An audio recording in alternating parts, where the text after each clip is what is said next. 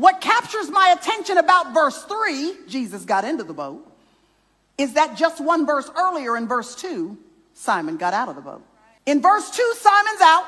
In verse 3, Jesus is in. The very thing that was so discouraging, so disappointing, so frustrating, so overwhelming to Simon that all he wanted to do was get out of it, is the same thing that when Jesus showed up and was looking around for a place to stand, a platform to turn into a pulpit, he chose the abandoned boat circumstance of Simon's experience. He planted himself in someone's emptiness and turned it into a place to declare to everybody gathered, I am who I say I am, and I can do what I say that I can do.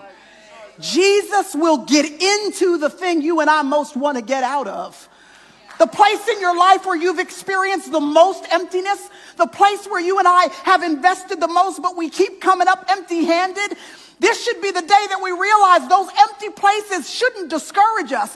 Instead of looking down in discouragement, we ought to lift up our eyes to the hills from whence cometh our help, because our help comes from the Lord. And he is in the business of turning empty platforms into pulpits. He puts himself into our emptiness and he declares to everybody in our sphere of influence, I am who I say I am.